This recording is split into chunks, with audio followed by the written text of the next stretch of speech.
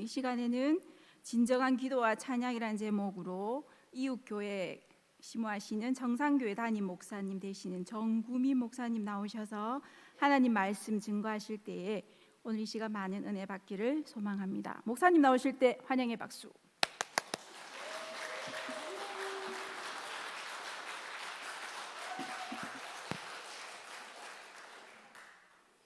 이리 환대해 주시니 감사합니다. 저는 소개받은 대로 바로 이웃교회 청산교회에서 이제 갓 돌이 지난, 이제 부임한 지 1년 조금 지난, 아직까지는 초보, 그리고 새내기 목사 정구민입니다. 제가 이 처음 만나 뵙는 분들이 있으면 자주 이런 좀 표현을 씁니다. 하나님께서 우리를 이렇게 만나게 하셨다라는 부분의 의미로 세상에서는 어떤 좋은 일이 있고 기분 좋은 일이 있을 때 너무 행운이야, 와 이런 우연이 어떻게 이렇게 있을 수가 있어? 라고 말할 수 있겠으나 우리 믿는 자들의 입술에서는 우연도 아니고 행운도 아니고 하나님의 섭리와 계획인 줄 믿습니다. 이 자리에서 이 대한민국 안에 또 대구 안에서 수많은 사람들 한 번도 얼굴도 못 마주치고 이름도 모르는 그 많은 사람들의 관계 속에서 오후 찬양 예배 속에 그리고 그리스도 안에서 함께 이렇게 만날 수 있다라는 것이 저에게 주신 복이고 또 더사랑교회에 주신, 그리고 또 귀한 루디아 헌신으로 올려드리는 루디아회의 하나님의 복인 줄 믿습니다. 귀하게 함께 나눌 말씀, 오늘 사도행전 16장에 대한 부분으로는 진정한 기도와 찬양이라는 제목으로 함께 말씀 나누도록 할게요. 이 예수 그리스도를 구주로 고백하는 사람들 여러 말로 표현할 수 있습니다. 그래서 그리스도인이라고 말할 수 있고, 한자로는 기독교인이라고 말할 수도 있고, 그리고 어떤 누구는 조금 이게 비하하는 표현이라고 할 수 있겠지만 저는 이 표현이 되게 좋습니다. 예수쟁이라는 표현도 저는 너무 좋습니다. 또 교회 다니는 사람이라는 표현도 쓰기도 합니다. 예수님께서 제자들에게 물으십니다. 사람들이 나를 누구라고 하느냐라고 제자들에게 물으셔요. 그래서 사람들이 말하는 것을 제자들이 얘기하지요. 세례 요한이라고도 하고 엘리야라고도 하고 예레미야라고 하고 선지자 중에 한 명 같다고 합니다 라는 그 제자들의 대답에 예수님께서는 직접적으로 물으셨습니다. 그러면 사람들 말고 너희 제자들아, 너희는 나를 누구라고 생각하느냐 라고 했더니 베드로가 뭐라고 말합니까? 이 정도의 성구의 암송은 훌륭합니다. 주는 그리스도시요 살아계신 하나님의 아들이십니다. 너무나 예수님이 듣고 싶으셨던, 그리고 신앙 고백이 이런 신앙 고백이 없습니다. 주님이십니다, 그리스도이십니다, 살아계신 하나님의 아들이십니다 라는 이 고백, 이 예수님과 제자의 이 대화의 내용을 우리로 적용해 본다면, 그리고 우리가 각자가 예수님의 입장이 되고 또 나의 아들 또는 나의 딸, 손자, 손녀, 아주 가까이 있는 지인들이 제자들의 입장이 되어서 우리가 그들에게 질문을 한다면, 당신은 딸아, 아들아, 손자야, 손녀야, 또 지인들끼리면 루디아 회원 서로 한번 마주 보십시오. 그리고 이렇게 물을 수 있는 거예요. 나를 누구라고 생각해? 한번 물어볼까요, 서로? 라고 한다면 우리 자녀들이, 우리 손주들이, 우리 믿음의 동역자들이 나를 무엇이라고 부를까? 어떤 부름으로 불렸으면 좋겠다라는 생각이 있습니까? 저마다 있을 거예요. 나는 뭐 사랑 많은 사람, 난 예수 그리스도 잘 믿는 사람, 나는 섬김이 뛰어난 사람, 무엇보다도 나는 하나님의 아들, 하나님의 딸, 이렇게 불림을 받을 수 있다면 참 그 인생 자체는 지금까지 살아온 하나님의 발걸음이다라고 생각을 합니다. 저는 그 가운데서도 오늘 설교의 흐름 속에서 누군가 이제 내가 물었을 때 나를 무엇이라고 대답해 주면 좋을까라는 부분에 있어서는 기도하는 사람, 특별히 찬양하는 사람이다라고 불림을 받는 우리 루디아 여전도의 되기를 예수 그리스도의 이름으로 축복합니다. 뿐만 아니라 우리 더사랑 되기를 축복합니다.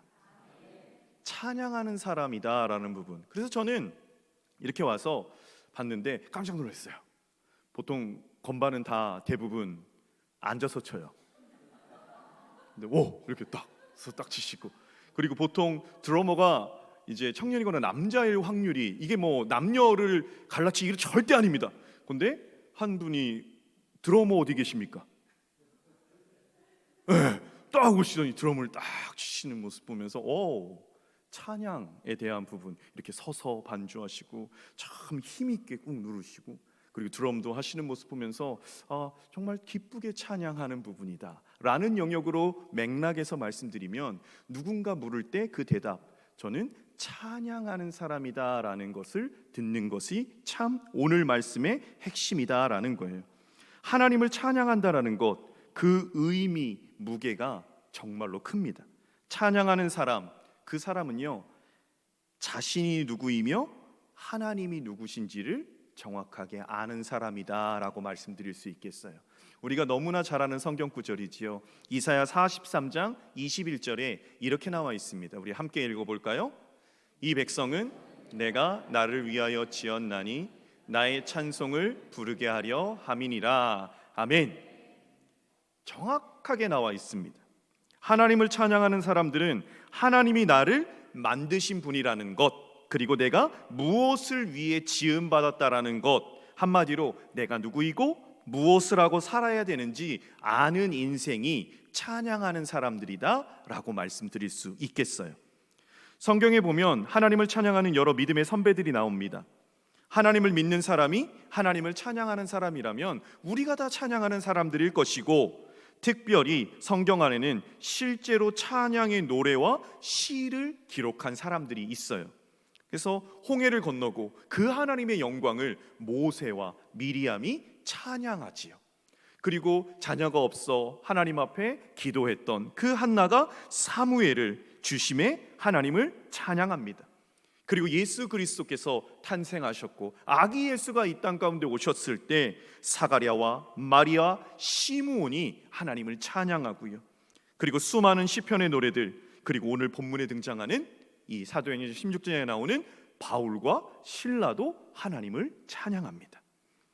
여러 찬양하는 사람들의 이름이 언급되어 있습니다. 찬양하는 사람들의 특징, 등장하는 사람들을 볼 때 여러 모양이 있겠으나 저는 오늘 사도행전 16장 본문에서요 2가지로 좀 말씀을 드리려고 합니다. 이 찬양하는 사람은 어떤 존재인가? 첫 번째는 이렇게 말씀드립니다. 인도하시는 하나님을 인정한다라는 거예요. 이 찬양하는 사람은 인도하시는 하나님을 인정한다. 여러분들에게 질문하지요. 우리 모든 인생이 하나님의 뜻하심과 계획하심 안에 있음을 확신하십니까? 그럼 우리에게는 걱정과 근심이 없어요. 다시 질문하지요. 우리의 모든 인생이 하나님께서 인도하시고 계획하심을 믿으십니까? 아멘. 그 아멘의 평안이 여러분들의 가운데 있기를 소망합니다. 많은 그리스도인들이 하나님의 인도하심에 대해 기도와 간구를 합니다. 하나님, 우리 가정을 인도하여 주옵소서. 하나님, 우리 아들, 하나님 우리 딸, 그 앞길을 인도하여 주옵소서. 저도 그렇고 그렇게 기도를 합니다. 여기서 우리가 생각해 봐야 될 것, 하나님의 인도하심이라는 것이 과연 누구를 위한 인도하심이냐라는 거예요. 하나님의 사람들이 이 땅을 살면서 행복하고 평안한 것, 물론 하나님께서 원하시는 것이다 라고 생각합니다.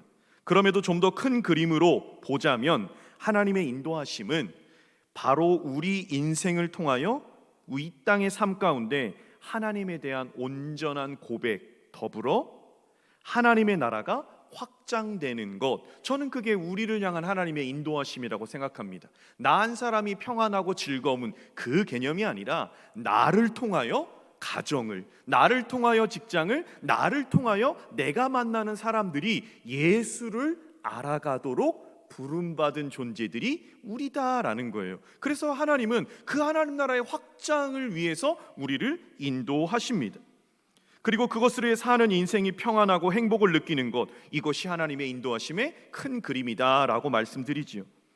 가정을 인도해달라는 기도는 가정이 온전히 복음화되어 하나님을 아버지로 모시는 것, 그리고 서로 중보자가 되어주는 것, 물질도 흘려보낼 수 있도록 부어주시는 것, 우리 가정의 화목이 다른 가정에 복음을 전하는 통로로 사용되는 것, 그것을 하나님 가정을 인도해 주십시오라는 부분에 포함된 기도다라고 생각합니다. 자녀의 삶을 인도해 달라는 기도는 자녀가 공부 잘하는 것, 좋은 직장에 취직하는 것, 좋은 배우자를 만나는 것, 여러분 이건요 하나님 안 믿어도 다 기도해요. 그치요? 우리가 하나님을 믿는 자로서 자녀를 인도해 달라는 기도는 세상에서의 출세 이전에 하나님 나라의 충성을 고민하는 자녀 되게 하소서.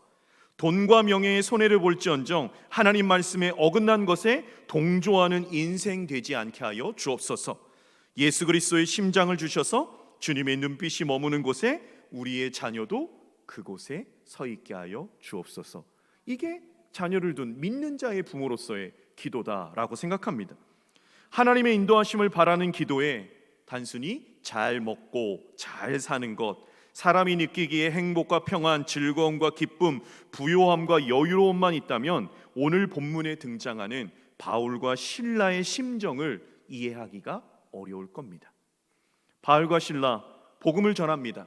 복음을 전하다가 옷 찢김을 당하는 부끄러움과 매맞음과 그 발은 착고에 채워져 깊은 감옥에 들어가게 됩니다. 앞뒤가 맞지 않습니다. 우리가 복을 간구하는 기도, 잘 되길 간구하는 그 인도함의 기도를 한 바울과 실로도 하나님 앞에 인도함을 구했겠지요. 그 인도함을 구하고 복음을 증거하는 삶이 매맞음과 그리고 감옥에 투옥되는 것, 인간적으로 본다면 상급이 있어야 됩니다. 그러나 결과는 고통스러운 매질과 감옥 생활이었습니다. 상당히 억울할 수 있는 상황, 하나님께 도대체 하나님 왜 이러십니까? 저에게, 우리에게 복음 전하는데 왜 이러십니까? 라고 하소연할 만한 상황이 오늘 본문에 나오는 바울과 실라의 상황이에요. 그런데 우리가 너무나 잘 알고 있듯 본문의 바울과 실라는요, 성경에 보면 기도하였다, 찬양하였다 라고 기록하고 있습니다. 바울과 실라가 왜 여기서 기도하고 왜 여기서 찬양을 했을까? 성경의 기록처럼 찬양한 후에 옥터가 움직이고 감옥문이 열리며 메인 것이 풀어질 것을 알았거나 그러한 기적을 기대하고 찬양하고 기도했을까? 오늘 본문 28절의 말씀을 보면 이렇게 나옵니다. 우리가 함께 보겠습니다. 바울이 크게 소리질러 가로되 내 몸을 상하지 말라 우리가 다 여기 있노라 하니. 이게 어떤 얘기인지 여러분들은 사도행전 16장의 본문의 흐름을 통해 알 수 있습니다. 간수가 자다가 깨어 옥문이 열린 것들을 봅니다. 죄수들이 도망한 줄 생각하고 칼을 빼어 자결하려고 할 때 바울이 소리 지르는 겁니다. 우리가 여기 있다. 그렇게 죽으려 하지 말아라. 멈춰라 라는 거예요. 간수가 왜 자결하라고 했을까? 자결하려는 이유는 그 당시의 법령에 의하면 죄수가 탈옥을 하면 간수가 그 죄수의 대신 죽임을 당해야 되는 것이 그 당시의 법령이었어요. 그래서 간수는 이 옥터가 감옥문이 다 열려져 있고 착고가 풀어진 그 문이 열려 있는 걸 보고 다 도망갔구나, 탈옥했구나, 이제 나는 죽는구나, 어차피 죽을 거 그냥 내가 스스로 죽어야겠다라고 자결하려는 찰나였지요. 착고가 풀렸어요. 그리고 감옥문이 열렸어요. 간수조차도 죄수들이 다 도망간 줄 알고 자결하려고 했어요. 그때 바울이 말합니다. 우리가 다 여기에 있다. 바울과 실라는 왜 옥에서 나가지 않았는가? 그들은 왜 그 자리에 있었는가? 만약 바울과 실라가 매맞고 착고 채이고 그리고 감옥에 투옥하는 것, 그때 기도와 찬양을 했다라는 것이 어떠한 마음으로 했는지, 만약에 하나님 어떻게 이렇게 힘든 가운데 처하게 하십니까? 하나님 여기서 나가게 해주십시오. 하나님 기도합니다. 하나님 열어주십시오. 풀어주십시오. 그렇고 기도하고 찬양한 것이 그들의 마음 가운데 있는 목적이었다면, 그런 마음으로 기도와 찬양을 했다면 그들이 실제로 기도와 찬양을 했어요. 그랬더니 어떤 일이 일어났습니까? 옥터가 흔들리고 착고가 풀리고 그리고 감옥문이 열려졌습니다. 만약에 그렇게 마음으로 기도했다면 그들이 이제 어떻게 해야 됩니까? 바울과 실라는 걸어 나가면 돼요. 왜? 기도한 대로 응답된 거예요. 감옥이 풀린 거예요. 문이 열린 거예요. 오 할렐루야, 하나님 감사합니다 하고 나가면 됩니다. 그런데 중요한 건 그들은 나가지 않았다라는 거예요. 바울과 실라가 겪고 있는 상황 전후를 성경의 기록으로 보았기 때문에 찬양 후에 기적이 일어난 것을 우리는 압니다. 그렇지만 바울과 실라는 그러한 사실을 알 수도 없을 뿐더러 그러한 기적을 바라고 찬양하고 기도했다라고 보이지 않는다라는 거지요. 바울과 실라는 감옥에 있는 상황이지만 하나님을 찬양해요. 찬양이 무엇입니까? 하나님을 높이는 거예요. 하나님을 인정하는 거예요. 지금 이 순간에도 하나님이 함께 하시다, 하나님은 전능하시다, 찬양받기에 합당하신 분이시다. 인간적으로 보면 억울한 일을 당한 상황이지만 바울과 실라는 그 자리에서도 하나님이 우리를 여기로 인도하셨다, 하나님은 높임을 받으실 분이다, 하나님은 전능하신 분이다라고 올려드리는 이 하나님을 인정하는 모습. 그래서 기쁘고 즐거운 일에 대해서 세상 사람들도 행복하고 감사함으로 인정합니다. 그런데요, 그리스도인의 능력이 어디서 나오는 것이냐?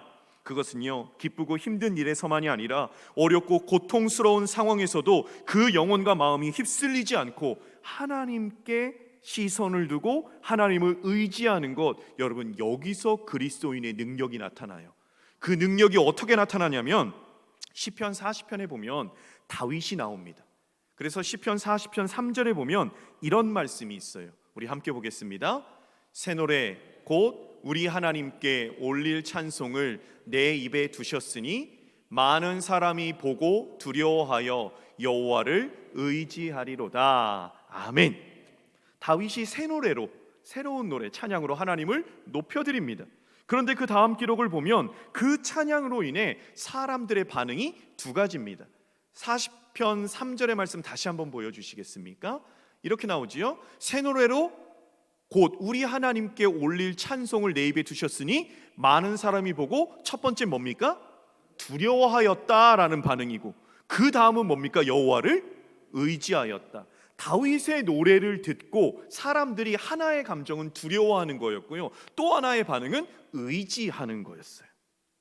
왜 하나님은 다윗의 찬양을 들으면서 두려워했고 하나님을 의지했을까? 다윗은 자신이 겪는 고난의 상황을 시편 40편 그 1절과 2절에 이렇게 표현합니다. 우리 1절과 2절의 말씀도 함께 같이 보겠습니다. 내가 여호와를 기다리고 기다렸더니 귀를 기울이사 나의 부르짖음을 들으셨도다. 나를 기가 막힐 웅덩이와 수렁에서 끌어올리시고 내 발을 반석 위에 두사 내 걸음을 견고하게 하셨도다. 아멘. 여러분, 이제 앞으로도 또 몇 구절 읽을 건데 성경 말씀을 읽는 이유는, 말씀을 읽는 건 너무 좋아요. 그리고 지금 시간이 조금 이렇게 식사도 하시고 좀 나른하실 수 있는 부분이어서 이렇게 잠 오시는 분은 그냥 더 크게 읽으셔도 좋습니다. 이 다윗이 얘기하는 거예요. 내가 여호와를 기다리고 기다렸다.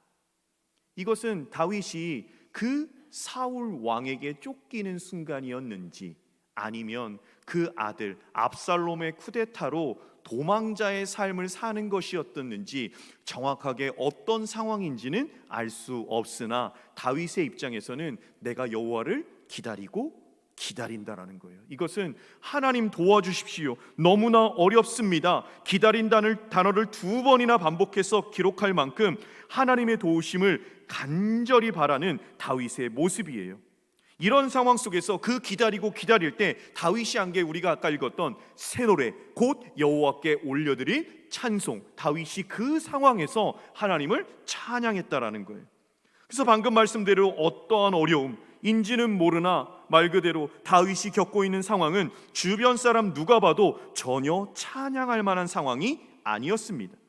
다윗이 믿는 하나님이라는 신, 다윗의 처지를 보니 그가 믿는 신이 고난에서 구해줄 능력이 있기는 한 건지 라고 다윗을 바라봤을 거예요. 다윗에게 관심이 있기는 한 건지, 아니면 실제로 하나님이라는 신이 존재하기는 한 건지 라는 부분에 주변의 사람들의 말이 있을 수도 있었겠습니다. 주변 사람들, 바닥과 같은 고통의 상황 속에서도 다윗은 하나님을 기다리고 기다리고 기다리며 새 노래로 하나님 앞에 찬양을 올려드립니다. 그 모습을 보면서 의아하고 때로는 한심하게 볼 수도 있었겠어요. 그럼에도 다윗은 그러한 고통의 상황 중에서도 찬양을 올려드립니다. 그 안에서의 부르짖음을 하나님이 이내 들으십니다. 그래서 다윗이 고백해요. 나를 기가 막힐 웅덩이와 수렁에서 끌어 올리시고 나의 발을 반석 위에 세우신 하나님을 내가 찬양한다라는 거예요. 그 안에 시간적인 갭이 어느 정도 있는지는 모르겠습니다. 그런데요, 기다리는 게 어찌 보면 지금 현실 우리의 삶에서 하나님, 이 고난이, 이 아픔이 언제 해결되겠습니까? 하나님, 이 어려움이 언제쯤 끝나겠습니까? 만약에 육신의 질병에 있는 사람이라면 하나님, 이 병이 언제쯤 낫겠습니까?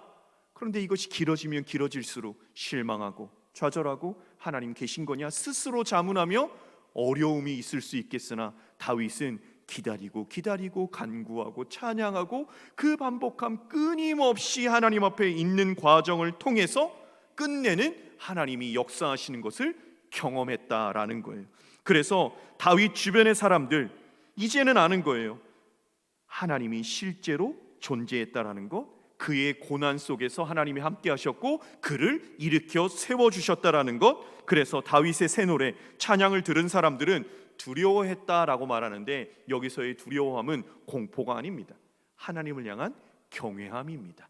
실제 살아계신 하나님이구나, 그 하나님이 인간을 도우시는구나 라는 그 경외함이고, 또 이어서 나오는 다윗을 보고 그 주변의 사람들이 여호와를 의지했다라는 거예요. 여러분, 이게 그리스도의 능력입니다. 그리스도인의 능력이라는 것, 고난 속에서도 하나님을 바라보는 시선이 흔들리지 않는 것, 그가 반드시 나에게 역사하실 것이다라는 것, 주변의 사람들이 보고 진짜 하나님이 살아계시구나, 그 하나님을 나도 따라가야겠다라는 능력은 기쁘고 즐거울 때보다도 어렵고 힘드는 고난의 상황 속에서 하나님을 바라볼 때 나타나는 그리스도인의 능력인 줄 믿습니다. 우리 더사랑교회 한 분 한 분, 그리고 특별히 루디아 여전도의 귀한 한 분 한 분이 이 그리스도의 능력이 있기를 예수 그리스도의 이름으로 축복합니다. 이거 첫 번째예요. 하나님의 인도하심을 인정한다라는 것. 분위기가 끝나는 것 같았죠. 이게 첫 번째, 찬양하는 사람들은 그 인도하심을 인정한다라는 것. 그래서 어느 곳에서든 찬양한다. 두 번째는 뭐냐면 그 인도하심 가운데 사명을 발견한다라는 거예요. 여기 왜 인도하셨는지를 안다라는 거예요. 바울과 실라가 성령의 인도함 가운데 빌립보 지역으로 들어갑니다.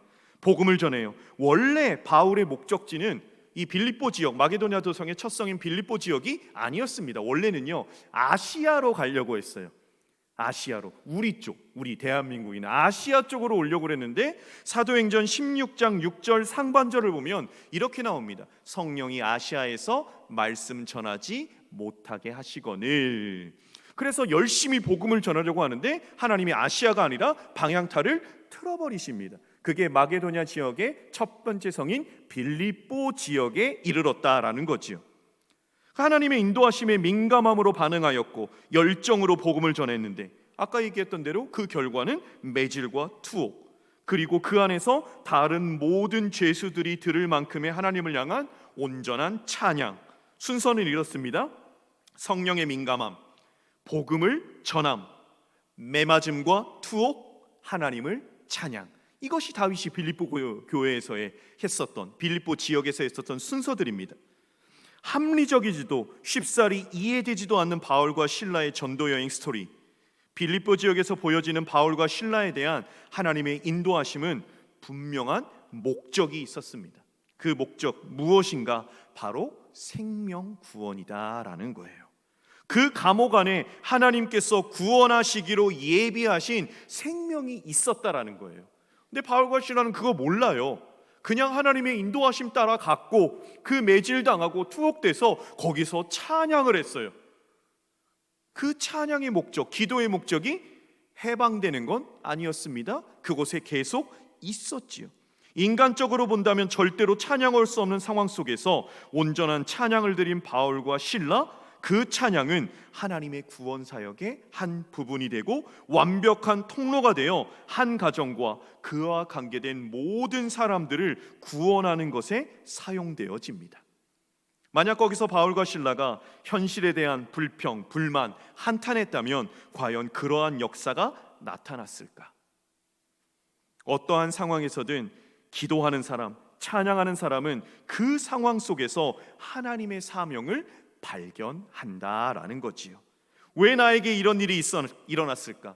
왜 나에게 이런 고통스러운 일이 일어났을까? 하나님이 살아계신가? 하나님은 나에게 관심을 두고 계신가? 찬양하는 사람들, 기도하는 사람들은 이러한 것들로 매몰되거나 무너지지 않는다라는 거예요. 그래서 성경은 얘기하는 거예요. 세상이 감당하지 못할 사람이다라는 거예요.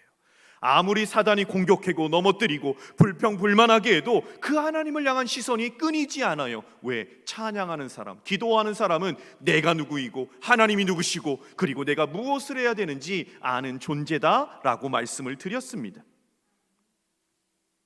하나님께서는 찬양하는 사람들을 통해서, 기도하는 사람들을 통해서 하나님의 일을 이루십니다. 이것이 바로 우리 그리스도인들, 찬양하는 자, 기도하는 자로서 우리가 걸어가야 될 사명이에요. 시편은 거의가 다 찬양의 고백입니다. 다윗은 고백하지요. 내가 사망의 음침한 골짜기를 다닐지라도, 그 다음 뭡니까? 해를 두려워하지 않을 것은 주께서 나와 함께 하심이라. 주의 지팡이와 막대기가 나를 안위하시나이다. 할렐루야. 아멘이에요. 하박국 선지자 말합니다. 하박국 3장 17절 18절의 고백입니다. 우리 함께 고백하겠습니다. 비록 무화과 나무가 무성치 못하며 포도나무에 열매가 없으며 감람나무에 소출이 없으며 밭에 식물이 없으며 우리의 양이 없으며 외양간에 소가 없을지라도 나는 여호와를 인하여 즐거워하며 나의 구원의 하나님을 인하여 기뻐하리로다. 아멘. 여러분 진짜 아멘이십니까? 여러분 이 성경 구절로 찬양이 있잖아요. 무화과 나뭇잎이 마르고 포도 열매가 없으며, 그리고 후렴구가 어떻게 됩니까? 난 여호와로 즐거워하, 이렇게 되잖아요. 여러분 그래서 뭐 이렇게 찬양팀에서도 막 쿵쿵쿵쿵쿵쿵쿵쿵 하고 빠른 템포로 기쁘게. 근데 실제로 우리는 알고 있어요. 이 하박국 선지자가 이 고백을 할 때는요, 모든 것이 다 폐허가 되고 다 무너지고 아무것도 없고 그런 허허벌판 같은 곳에서 이야기하는 거예요. 무화과가 없어도, 포도의 소출이 없어도, 외양간에 소가 없어도 나는 여호와로 말미암아 즐거워하겠습니다라는 그 무거운 신앙의 결단, 하나님만을, 상황이 아닌 하나님만을 바라보겠다는, 나는 여호와로 인하여 기뻐하겠다라는 고백이지요. 이게 그리스도인의 능력이에요. 오늘 루디아 헌신 예배, 더사랑교회 모인 모든 분들, 저는 이렇게 선언합니다. 여러분들은 기도하는 분들입니다. 그리고 여러분들은 찬양하는 분들입니다. 우리는 그렇게 지음을 받았고 그것이 인생의 목적이고 우리의 삶의 이유다라는 거예요. 우리 역시 바울과 실라와 같이 동일해야겠습니다. 모든 상황 속에서 나의 길을 인도하시는, 무슨 일을 만나든지 합력해서 선을 이루시는 하나님을 우리가 인정합시다. 그리고 하나님의 인도하심 속에 나를 왜 이곳에 두셨는지, 불평과 불만이 아닌 그곳에서의 잠잠한 하나님을 향한 기도와 찬양으로 나에게 주신 사명을 발견합시다. 그래서 우리에게 허락하신 삶, 우리 루디아 여전도에 허락하신 모든 삶 가운데 바울과 실라와 같이 모든 상황 속에서 온전한 찬양을 올려드리는 귀한 삶을 살아가시는 여러분들 되시기를 예수 그리스도의 이름으로 축복합니다. 기도하겠습니다. 하나님 아버지, 온전한 기도와 찬양, 그것이 세상 사람들처럼 나의 유익과 편안함을 위한 세상의 간구가 아닌 하나님의 인도하심을 간구하며 찬양하며 살아가는 우리 루디아 여전도회, 우리 더사랑교회 모든 이들 될 수 있도록 은혜 내려 주시옵소서. 그래서 그 인도하심을 인정하고, 그것이 아프고 눈물이 나도 하나님의 인도하심이라면 그 안에서 하나님을 바라고 찬양하는 우리가 되어지게 하여 주시고, 그 인도하심을 인정함 속에 우리 안에 주신 사명을 발견하여 그 영혼 구원의 사명으로 나아가는 우리 모두가 되어지게 하여 주옵소서. 예수 그리스도의 이름으로 기도드립니다. 아멘.